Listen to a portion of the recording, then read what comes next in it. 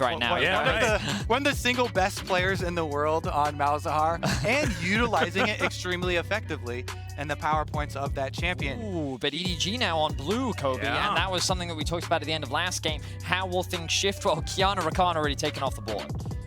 This is a big one. I wonder what they're actually gunning for when it comes to the first pick, because these are very different bans to come in here as double support bans from Damwon right now. And we're seeing some slight variation because there's so much focus on the bottom lane for EDG, you know, double banning on these enchanters here.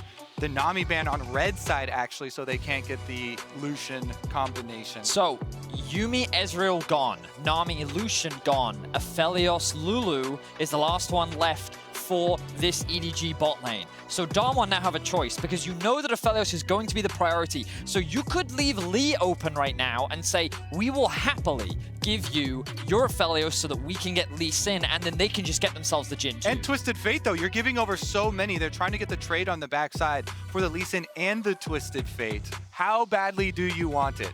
I actually absolutely love this though, because it means that you leave up so many priority picks. So now you've got Aphelios Lee Sin on the side of Damwon, and you take that trade, right? Yes, you do. It's a really strong way to set up that 2-for-1 trade, you know, because you are on red side, so leaving all of them up and then doing the target ban, last ban here at the Jarvan is a lot of value for DK. And if you get last pick LeBlanc, that is really frightening, especially if you are on the red side, because then you get to ban out the answers to it as well as the Jace.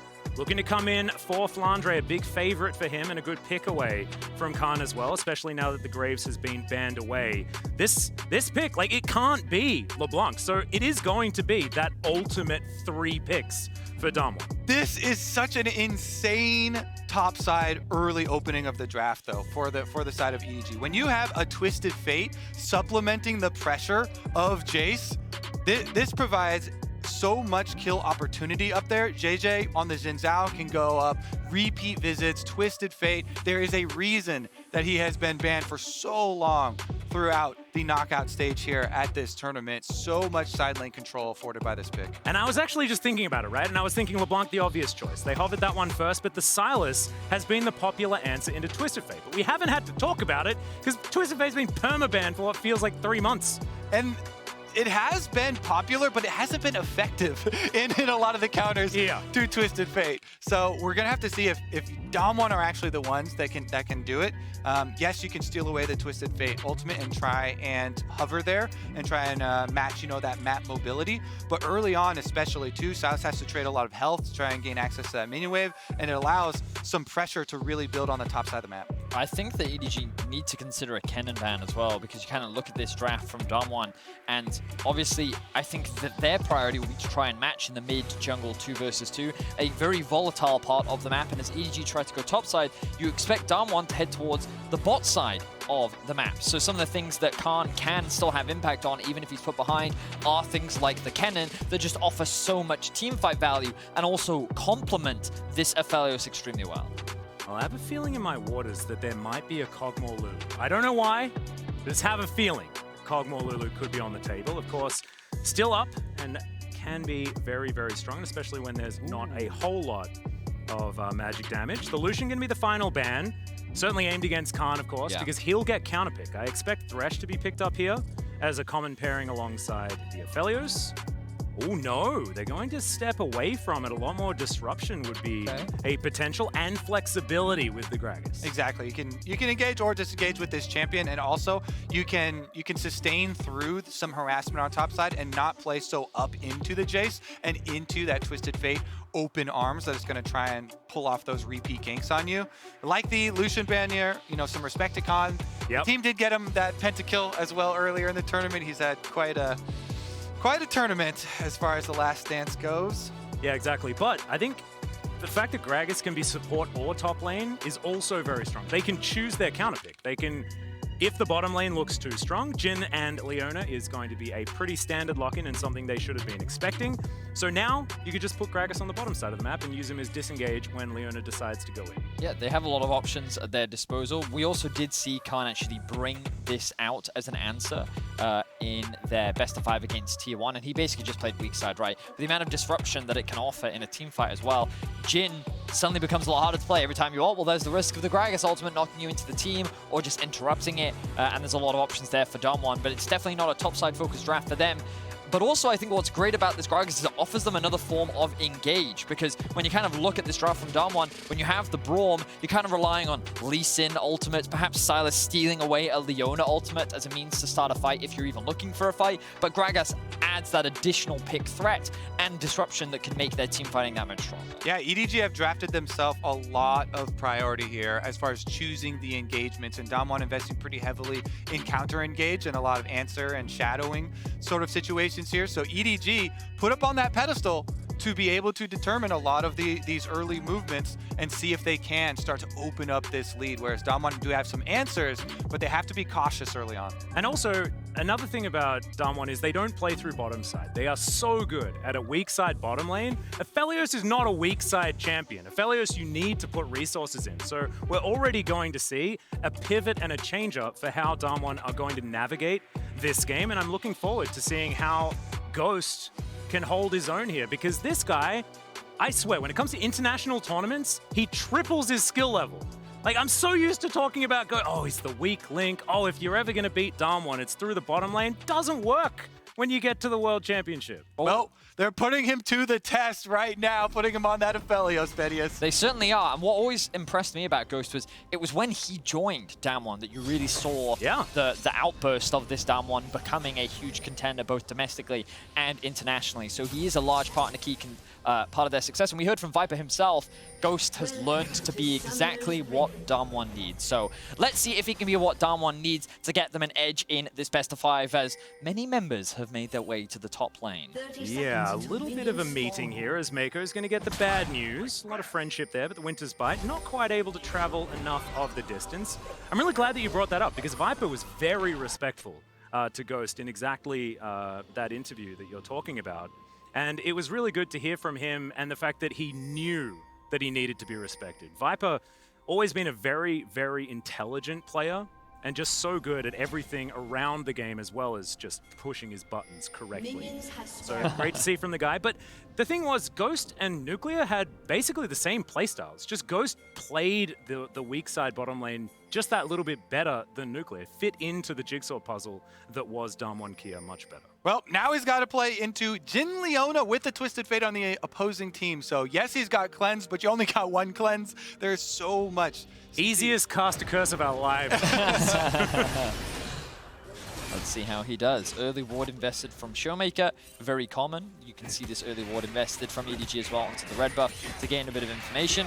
Curious as to what Canyon decides to do with his pathing. Will he look for an early top gank, or instead will he just do a topside clear and path down towards bot? The fact that he's doing Raptors into Krugs and then Red, he's trying to get that respawn timer starting up earlier so that he can invest more into clearing his camps and, you know, getting more gold into his back pocket, as the red buff is likely going to be the next step. Yeah, well, the big reason he's definitely not pathing towards top side is because you don't want to path into pushing top lane and mid lane matchup, because you can't get your scuttle crab, and so you really have to look towards the bottom half. And so yeah, he's min-maxing. Exactly. Small camps first so you can get them respawning, end up on the bottom side of the map, because guess what? Jace and Twisted Fate are going to push in both of these lanes for EDG. Then it's up to, for EDG though, and for JJ, can he actually cover and work off of those pushing lanes to create more of an advantage? As Canyon might even pass through mid on his way down to bottom. See whether he can possibly find something. A flash on the table right now as the chains will connect. There's the gold card. This could just be first blood. The flash over the wall, the double flashes, and that should secure. No! The chain lash comes in and Scout survives! Whoa! Canyon actually cancelled his auto attack and couldn't get it onto Scout. That should have been a kill for Damwon. Double flashes invested, and Damwon fall just short. The smallest margins, the difference between life and death here for Scout. He barely survived off of that tower dive. He's right back to it with the teleport out here though. It still was a pretty efficient gank from Canyon because he didn't use a lot of time, but taking his flash and actually sustaining that much damage from the tower means he's actually going to give up so much priority. So he went back to Wolves, heal off of those, then transition down to that bottom Scuttle Crab. Yeah, we got to push in here from Damwon on the bottom side of the map. able to utilize this Felios Braum quite effectively right now, but nothing too much is going to come from it. Canyon on the bottom side means that Damwon Kia can feel very confident. Doing this, Mako taking a bit of damage, but he's Leona, so never get the idea that Leona is killable. That is rule number one when it comes to League of Legends. They're all in a similar boat in many aspects. We need to temper ourselves when it comes to the bottom lane, I think. Yeah, there'll be a lot of trading for sure, but whether or not we'll actually see any deaths is very dependent on the junglers and perhaps mid lane intervention. A lot of summoners have been burnt. Level 6 is still a little bit away, but it's that top side of the map that we're really looking at for EDG. You can see a small CS discrepancy starting to build up for Flandre, but he is keeping that wave underneath the tower. He gained information on where Canyon was. He knows that he cleared his top side first, then passed towards the bot side of the map, and it's at this point where he now needs to be a little bit cautious because supports are going to go back to base, and they're going to be looking to roam around the map, and with those top side camps available, this is a good opportunity for Damwon to look to try and attack Flandre. So you can't just having a drink up here towards the top side, feeling pretty good. Only 6 CS behind, but you expect Jace to have control of this lane, absolutely. Things gone pretty much as expected. We'll see whether the junglers are going to spot one another, as right now it's Showmaker that's closest to JJ. He's just in this mid lane, hanging out. Yeah. Spotted now as the Scry's Bloom comes out. And there's a big extra small objective now around this mid lane. A big extra small objective. Yeah. You love it, right? All the sizes. It's all wrapped up around mid lane because of all the flashes that were blown here, looking for those repeats. And now you get to see these supports coming too. So there was a small window there where Mako actually got back out onto the map first because Beryl and Ghost decided to stay for an extra wave in bot lane. That means that Mako is currently only level 3 and Beryl is 4, but they couldn't take advantage of that window in mid. And as you rightly said, both supports were looking for it, but I think in Beryl's case, he was more aiming to cover, and now you can see him sweeping out that vision. Where has Mako warded? What little traps has he set up that I can clear out for my mid laner? He's not able to find anything, so now he'll make his way back towards bot as this wave is now making its way towards the tower. Yep, the Twisted Fate homework ward comes in just to make sure that they can spot him, potentially moving down for an early Destiny. That will get instantly cleared. Of course, EDG, no strangers to that ward being a necessity, so they're going to be fighting over that position quite a lot this series. As Khan body slamming his way in, it's a good trade. The only thing I really wanted to highlight there was the potential bot lane dive. There's the level 6 from Scout, and immediately EDG should be looking to make a move. EDG know that there's no ward in that brush, and Ghost is doing what he can to just clear out the wave with the Infernum. JJ moving on in, clears some things out, but it looks like the bottom lane are going to be okay for the moment. Canyon spots out the Xin Zhao, a Scout moving on in as well. This could very, very quickly become dangerous for Damwon Kia, but right now, EDG holding on to the trigger. Yeah, and you can even see in these map movements from top side already, Flandre pushing out on top side, hovering down for a half roam towards bottom. Twisted Fate moving in. They already cleared out that ward that was behind red to really make the most of this leverage that they have around Dragon. No fight explodes. Well done here by Damwon. Again, coming into it, we're talking about them having to be the ones to play more cautiously and having to respect this early priority from EDG. Yeah, I really love the use of priority as well. It really is a dance. You might look at this and say, oh, lull state, nothing's happening. But the fact that Flandre gets to move down, the fact that you have EDG all coalescing on the bottom side of the map means that Damwon have to answer that question instantly. They have to be communicating all the time to make sure that they're not able to be capitalized on. I would like to see EDG try and find a successful TF ultimate before the Herald spawns though. See if they can burn a few more flashes, maybe get an ultimate out here and there, just get that small advantage ahead of the Herald, because every single game this series there has been some contest over the Herald. Last game, EDG just kind of watched Damwon take it, but you know EDG is going to be in a position to try and contest that objective because of how much both teams value that first Herald. Now Damwon Kia dealing with this 2 versus 3 on the bottom side of the map. Canyon well and truly far away from this situation, and no teleports are available, so Damwon having to play pretty defensively. Level 6 gain for Canyon as he dives over this wall, and there's 5 seconds until Shelly makes her appearance. She'll pop up now, and Damwon do have some control of the area, and Khan has the push top lane. Bottom side, you see early push here from EDG2, and the recall starting from Ghost. So you're getting the early shove down on bottom to be able to have the priority to rotate up there for it. Again, Jin as well with the extra range can get a pretty quick jump on it. Looks like the first attempt is going to be setting up here towards mid, trying to catch. The Spidey senses, yeah, exactly. though. Who's going to be one to overextend, and nothing extended here. Now, I think what was really crucial there was just the awareness from Scout. a part of it is his pro player experience, but also he's looking at the map and he realizes, hang on, JJ was bot lane. That means that Canyon could have moved into our whole topside jungle and warded that whole part of the map, and Khan is missing. So with all these factors, there is a real good chance that they're threatening to dive, and so he respects it. So really good play there from Scout. And the setup here for Dom1 is quite good, with vision control of the river heading over to it, but as well having the Braum ultimate and Gragas kind of play bodyguards through both these jungle quarters. EDG making the decision not to fight it at all. And you can see with Jhin on bottom side, not only are they going to push out the bottom lane minion wave, but they also bring support and jungle down to control bottom side river instead. And this might be that classic play that we saw. Rotate your Aphelios up top and then very quickly drop down the Rift Herald to try and even out this bottom lane trade that we're seeing on our screen right here. Viper, if he gets 2 plates, theoretically that's a worth trade for the Rift Herald, but if Damwon Kia can use it for even more, that's going to be the important thing. I like this because the thing about trading bottom side push for Rift Herald is that you have to call off the trade once the Rift Herald is taken, because it will push faster, way faster than you, and they actually rotate over to try and deny the full tower, just trying to stop it here at the charge. Yep. Red-White don't fight here for Ghost, as he does have some pretty good guns. There's the long-range variety as well, as Chakrams can rain down from a very long distance away. Want to be able to get this next plate, though, as the Aphelios does want that plate gold. Showmaker able to shove this wave in once again, and he's taking control back here in this mid lane just a little bit. Damwon Kia wanting to get more done, but Mako and Flandre answering here. The makeshift 80 carry in the Jace. But our observers did a great job of highlighting Viper's ahead of Ghost in this play, because while all of that gold was being shared in the top side for Damwon, it was Viper that was a solo benefactor to receive 3 tower plates for himself, and typically for a Jhin, the siege is quite slow because you do only have those 4 shots, you do have to reload, but Damwon actually waited an extra wave before sieging, and I think in particular they were waiting for Showmaker to be able to steal away Scout's ultimate so that in the event he tried to roam up top, he could also follow him so that there weren't a numbers disadvantage. Well, Speaking Viper of, going to start this one up, and Khan has nowhere to go. It's a decent body slam to buy a couple of seconds time, but that's all he gets. First blood goes to the Twisted Fate, and we talk about this. First Destiny, did it work? I'd say yeah.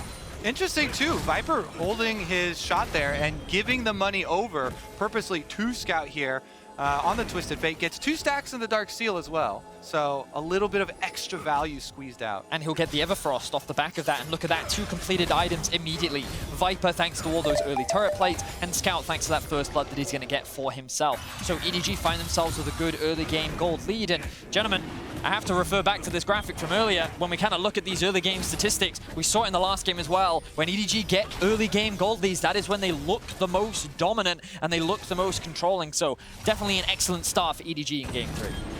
3 minutes until that 15-minute point where we can really be sure of how things are going to go. First Drake going to be taken for the first time here by Damwon Kia. And once again, no Cloud Soul. God, that's what I have to do. Get Cloud Soul this week. Nothing but disappointment for you. Yeah, absolutely. As another plate being looked for here by Damwon on the bottom side. They're going to have it denied for the next little moment. JJ looking for something here. Canyon waiting in the wings, but going to find too much more. He's chain CC to come through, but Scout doesn't have his jungler quite prepared for it. As Mako going to get stunned up for the moment. Solar Flare actually going to come out defensively to allow the EDG support to make his way out. Damwon do get control of that brush, but are unable to clear out all of the vision from EDG. Now Scout underneath this turret, able to push Showmaker. And there's going to be a small discrepancy in Silas ultimate coming up a bit before Twisted Fate ultimate, but Showmaker's going to recall now, so maybe... Oh, he cancels his base, actually. He wants to steal that ultimate, but it's just going to be catching the wave, and he'll have the teleport to get right back. Bottom side is going to be left alone as Flandre is going to get flashed on. Yeah, it's a big early flash from Flandre. I like the idea, but it ain't going to work. All of the teleports to come forward as now Khan is walking the wrong way, but maybe it's the correct one as they pick up the kill on the Twisted Fate. They knew the man advantage was coming in, and he puts himself in the right position to capitalize. Yep, steals that ultimate, and look at the other side of the map too for Damwon, pushing into the tower, getting their advantages as well. And just really great play from Khan and Canyon. Flandre flashes just a little too early. The threat was too much for him, and he panics under the pressure. That's the perfect opportunity for Damwon to get that initial kill, and they immediately create a numbers advantage. And then Oh my word, Showmaker stealing away Jeje's ultimate. Watch what he does to be able to set up the play. But this is where it starts. Flandre commits the Q. Flandre's like, I've got to get out. I know I'm dead.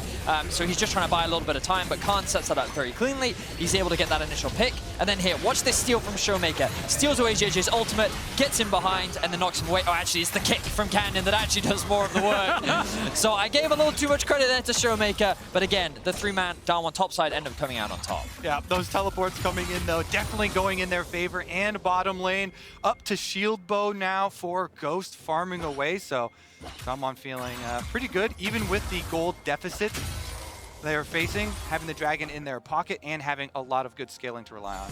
And I will say, for EDG, we haven't seen a huge amount of investment into the top side, but another little skirmish kicks off. Yeah, Beryl actually forced to flash out here as JJ does get him over the wall. Very nicely done. They'll get a Rift Scuttler as well for added benefit and clear out all of this vision. 2 minutes until the Drake, so not a lot to fight for down here necessarily. And Ghost is happily farming underneath his turret with a lot of his teammates waiting to back him up. And I think that as the game continues to progress, one of the things that we're going to be keeping our eyes on is the scaling advantage. Because I think that when it comes to straight up 5v5, Damwon have the stronger comp. Their engage isn't the most reliable. They are kind of relying on Showmaker to steal away some ultimates. But with the Aphelios, with the Gragas and the utility that can offer, sure, Jace will offer more damage in a side lane, and EDG's ability to attack sides is of course very prevalent, but when it comes to the straight front-to-back 5v5, Damwon is in a very good position with what they've drafted for themselves. Exactly. We've seen so many teams at Worlds utilizing this strategy exactly from EDG, using the tools they have to spread the map and put pressure on them on both of those sides, opening it up, using the Twisted Fate to roam, and they in the past, the Sylas hasn't been able to keep up, but Showmaker has been ahead of it here. In the earlier teleport, double on top side, being able to pick this one up. Now hovering and running straight top as well to back this one up. They definitely have it under control. Yep. Second Rift Herald has been a point of contention all series so far. Let's see who's actually going to win the positional war. Right now you can see EDG with a whole host of members there. There it is. Yep, there it is. Scout moving towards that top side and Khan nowhere to go. Some Alcove Gaming isn't going to work out in his favor, and 3 versus 1's a bit unfair if you ask me. Well done for EDG creating the play. Damwon did everything right, but then they left a small window with which Scout was immediately able to capitalize on. Gets that kill onto Khan, 20 seconds is a death timer. He has teleport as EDG start off the Herald. Canyon not going to be able to find the Sonic Wave just there, and Shirley has began. Still 10 seconds on that clock, and you can see EDG trying to rush this one down. Gold card connects onto Beryl, but he is, of course, quite tanky. Ghost now trying to get himself into position. Not exactly optimal weaponry, but he'll take it. As now the teleport to come forward from the Gragas. The fight has begun as Beryl looked to get the ultimate off. He did manage to get there as Mako locks down the kill. And Khan with full health, not able to get anything done. And the Eye of the Herald still awaiting in the pit. Will be picked up there by Flandre. This is such a big win for EDG because, yes, they're able to focus fire and get the kill, but also getting that Eye of the Rift Herald onto the Jace further accentuates their split pushing needs with this composition. Even though they give up the dragon, they're happy to blow open the side of the map now. This is where you want to play with Twisted Fate. Flandre will be able to get topside tower, still has the Rift Herald in pocket, and gives them a lot of pushing power. Yeah, that's also first brick as well, going over to the Jace, able to lock that one down himself. So I'm glad you accentuated that point, because Flandre being strong is going to be very important for EDG. Certainly is. We do see the Braum hovering around. Flandre needs to be careful not to overextend because the resets are going to come through soon. And this could be danger for Flandre. Yeah, Winter's Bite comes down, and this is going to be the chain CC. Khan's able to lock down that kill with a bot from the barrel, and it's going to be absolutely fine for Damwon Kia. So Flandre punished just a little bit there. Small timings for both of these top laners. In the previous one, there were hovers behind Khan just before. As soon as their hovers leave, then the play comes out. He's up too far in the lane, and Twisted Fate ultimate comes through. Then this time around as well, the hovers are there, but as soon as the recall completes, Beryl comes through, lands the Q, and they pick off the opposing top laner. The difference is there's no objective afterwards. You know, what I've learned from watching this series is that even if you are a professional player, some champions just don't let you play the game. Last game, it was Malzahar and Kiana. This game, Gragas and Braum. The perma-CC combo that prevents you from ever getting to do anything. But it will result in a big pick for Damwon. EDG, though, maintaining control over the gold lead. And it's pretty interesting how things have pivoted. You know, we've seen a lot of like back and forth trades throughout this series, but now it is Damwon, for the first time in this series, that have firm control over the Drakes. They will invest in them very early, and we'll see if they can actually threaten the Soul and force EDG into these fights when EDG really wants to try and attack sides and look for picks.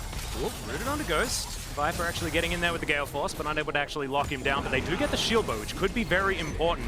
Shirley comes down, looking to take down this outer turret in the mid lane as Showmaker now here to defend as well. They're not going to be able to stop the charge as Showmaker down to 50%, not able to get any value out of the Everfrost either, and EDG taking some power back. Yeah, they get a lot of damage on mid, but they're also split pushing on bottom side too with the Twisted Fate. They're going to continue to try and spread the map here. Now, after top side has already fallen, the domino effect starts to chain through the map here. Bottom side, only a couple more hits there. He's actually hovering a little bit back because the mid lane pressure has to relent slightly, and so doesn't want to overextend and get picked off. Leaves just the remnants of the tower here, but with it going down there, not being able to get local gold, just going to be the global. Yep, Damwon Kia now back to defending this outer turret. It should go down very, very comfortably, especially with this teleport to come through from Scout. You know exactly what EDG want here. It looks like they should be able to take it. 4 members now grouping up here in the mid lane. The CC is good as the Moonlight Vigil does not find any targets. Showmaker off to the side now, has a Solar Flare available. Damwon Kia do get them away from their turret for now. It's on a slither of HP though. One more hit should secure it for EDG, and Scout goes back to base, secures himself the rapid fire cannon. This pick potential from EDG is now accelerated as he lands an initial stun, and this is what you're going to be seeing a lot of. Stun into poke, stun into poke.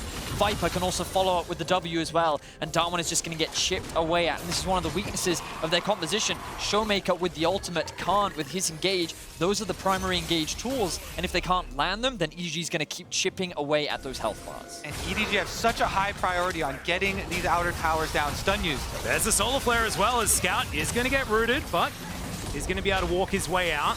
A little bit worse for wear, but otherwise absolutely fine. Damwon Kia will just clear out the wave, claiming some control over the mid lane. Now, the advantage for Damwon in all of this was that they were successfully able to push out top and bot. That top wave did actually go underneath the tower, so now it's bouncing back in favor of Damwon, and the same thing is happening in the bot side of the map. So Damwon, while they were able to hold on to their mid-tier 1, which is sure to fall, a lot of farm ended up being lost in the side lanes that EDG could have grabbed, but instead they committed hard to trying to take down that mid-tier 1. And Flandre here towards the bottom side, doing some tidying up from the mess that you were talking about there, Vedius. And even without that turret being taken, it is still a considerable lead here for EDG. Of course, Twist of Fate does help out with that one, as Beryl is going to say hi to Mako. Doesn't quite find the Q as a teleport to come forward from Khan, just to get himself back onto the map. And all eyes are now on the Soul Point. This Infernal Soul going to be very important for Damwon Kia to still threaten some tempo in this game. Exactly, since they haven't been able to get the last bits of that tower down. They haven't been able to put as much pressure on the other side of the map. EDG are kind of now forced into the spot that Damwon are looking for, where they've got a control ward through River. They have so many good counter engage options available to them, and EDG are just trying to run through and take it over. Showmaker once again with that Crescent Guard. There is so much displacement available for Damwon Kia. The kickback distance that Canyon can have available with the follow-up from both the mid laner and the top laner is just immense, but EDG still a force to be reckoned with. Scout over to the side, finds the stun onto Canyon, but Canyon doesn't worry about it too much. And the setup for this poke, I mean, there's only so many unbreakable cooldowns that you have available to yourself.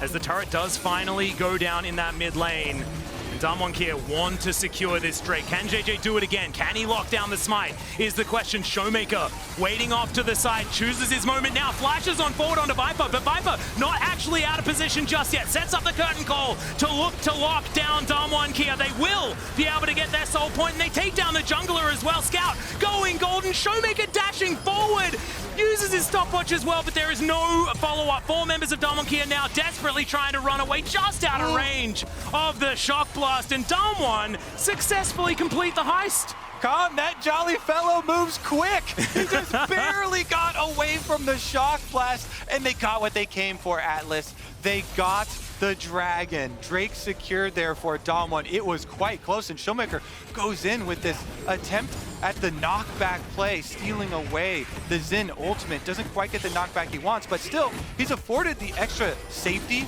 of the defenses of it, and it buys them time to secure before getting out. You could feel the tension in this fight as Showmaker is the one that initiates the play. JJ gets so low but is able to flash out to safety, and then this ultimate from Khan creates a lot of disruption that makes it very difficult for Flandre to really get involved. The stopwatch comes through from Showmaker. He realizes the position that he's put himself in, and then Viper sees his opportunity to try and clean up, but Khan just barely able to get away from the shock blast. Ends up only being a 1-for-1. That was a backside graze, if ever I've seen one. He felt the heat of that shock blast when he was over that wall. That was definitely a brow wipe if I've ever seen one.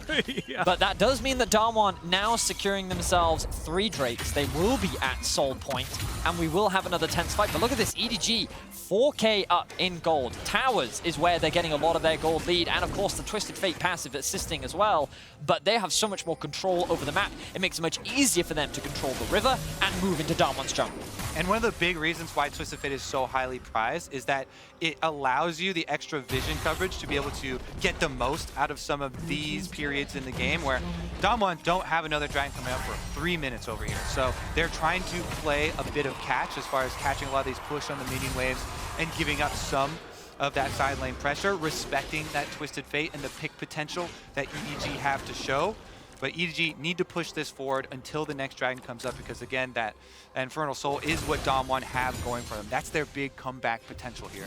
And that's sort of their ace in the hole as well, because Dam1 have the composition that wants to teamfight, right? And if EDG are playing the optimal game for themselves, it's split push. It's being able to play the side lanes and forcing Dam1 out of their 5-man unit. But come that Infernal Drake fight, they're going to have to all be there. They're going to have to agree to Dam1 Kia's terms unless they can change the game beforehand. The player that I'm keeping my eyes on is Flandre, because as the game progresses, this Jace is only going to continue to scale up. He's now just finished his 3rd item. His poke is lethal.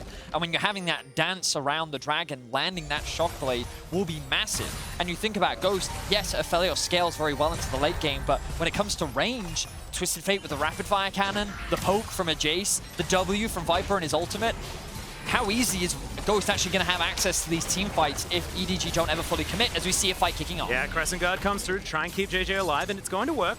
Now it puts it on cooldown and he loses half of his health bar, but still the trade of ultimates works out in favor of EDG. Scout teleports back in with a Zhonya's freshly constructed.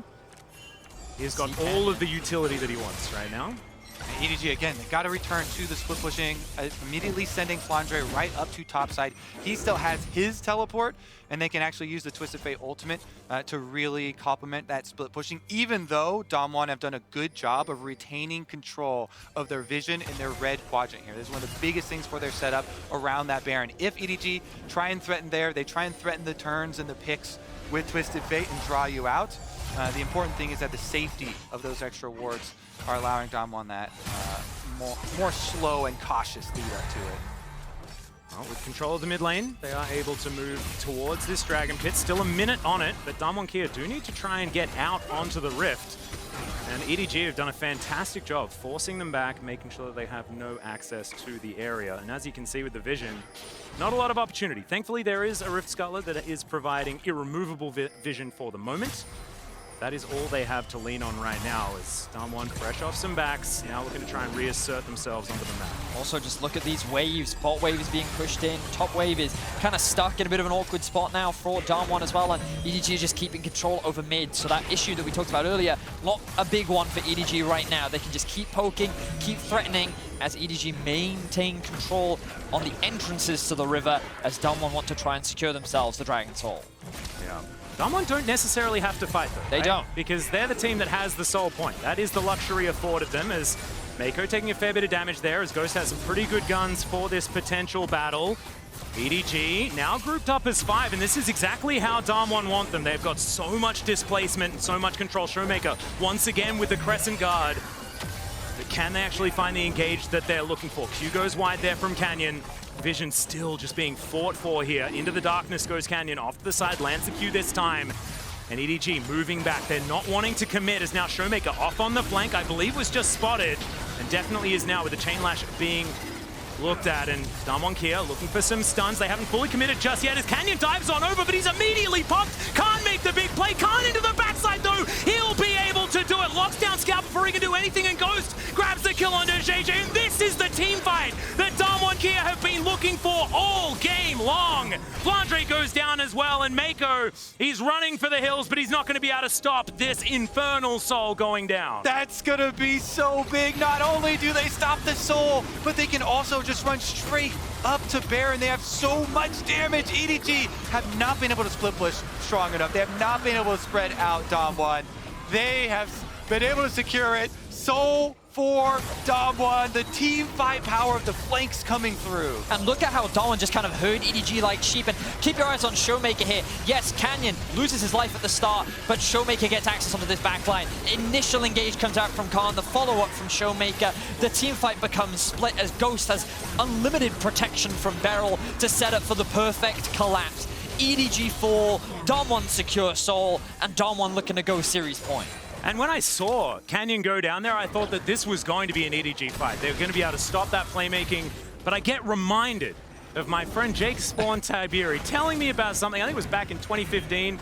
He was talking about Gragas. I'm like, why don't you pick Lee Sin in the jungle anymore? He's like, no, Gragas is just better Lee Sin. And we saw Khan go into that backline and demonstrate that you can do all of that CC, but you get to do it on everyone. It's great follow-up there because Canyon getting focus fire and burned down early with that stun was an opening, but the follow-up that you're talking about, so big from Khan and Showmaker right into the back line, burning them up. It was just the way in which EDG were being herded, you know? Yeah. Initially, they lost control over mid, then they lost control over the river, and slowly they were being pincered in, and this is one of Damwon's many great strengths. Their ability to teamfight, their ability to navigate these situations is what has made them a world champion before, and is what could very well make them world champion again. Yep, they were able to bide their time through all of the early pressure, playing that cautious game, giving the respect to the Twisted Fate plays and all the attempted picks coming out from EDG.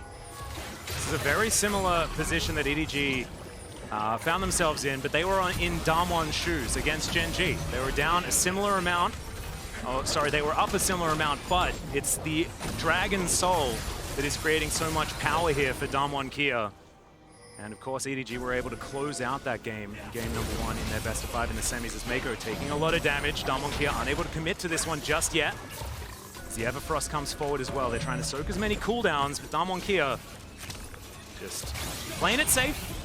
And that can get dangerous. As you can see, these shock blasts are really hurting. The poke is one of the tools that EDG really do need to leverage now. They're trying to soften them up a bit before the all-in comes. And pushing up mid lane, they will be able to get just the recall out. That hurt me. Joe's taking most of his health bar there. Now Damwon just looking to try and defend this inner turret. They will do so. That control ward getting a lot of value. Being able to throw some extra poke over. And now it's EDG with control over this Baron. It really has been a dance all game. And you can still feel the tension. Even though Damwon feel like the favorites to win this game, the gold is still very even. The items are very similar. You can see a bit of a discrepancy now as Ghost has gone back to base and secured himself the Bloodthirster. Yet to see any healing reduction come out from the side of EDG, but we talked about the scaling on Aphelios, and you saw the damage that he was able to output in that last fight. Yeah, range may be a problem, but if he gets into range, the damage is very real. Yeah, it feels like he's just playing Graves. It's just Aphelios cosplaying Graves right now, as he's got basically the same item build.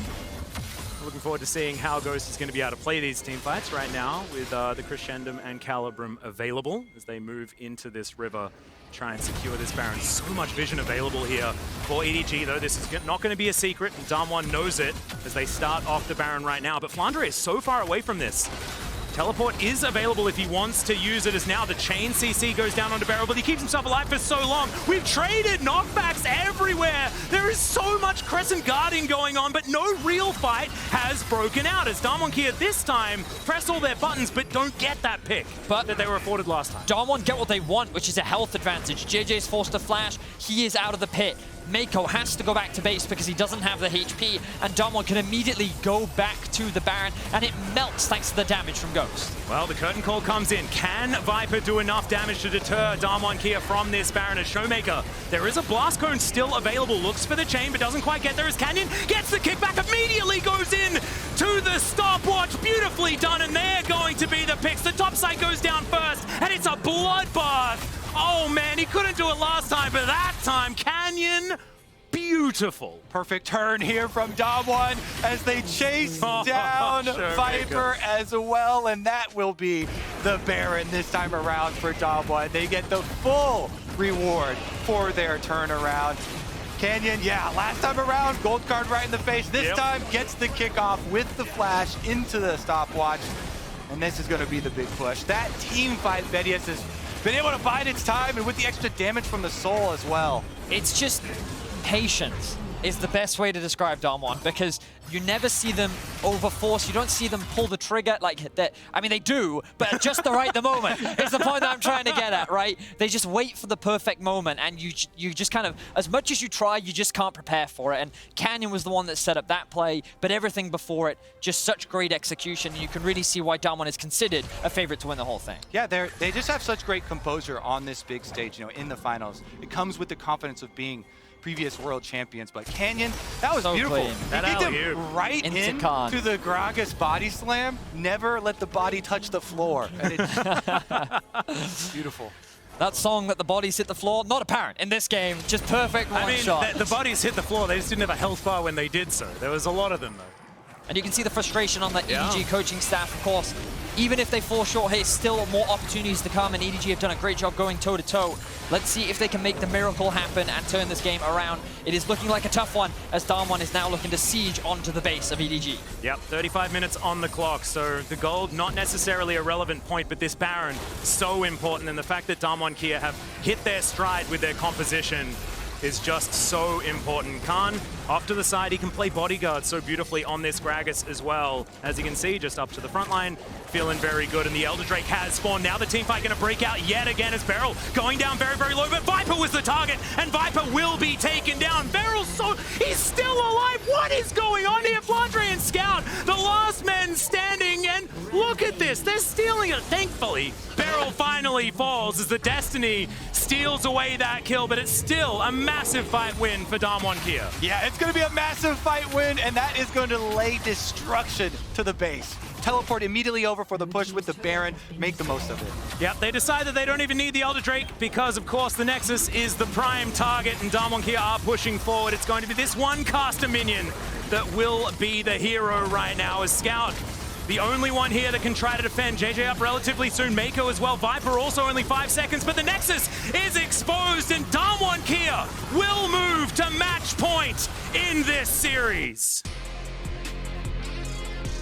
A very close early game between the two teams. It felt like EDG were getting a little bit ahead. We did see them get a couple of very good fights, but in the fights that mattered most, it was Damwon that came out on top. That dragging, stacking ended up paying off massively for them.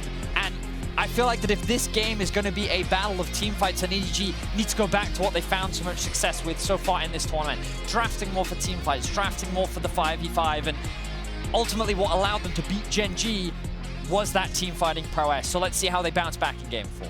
Yeah, ultimately I like the gambit that actually paid off for Damwon.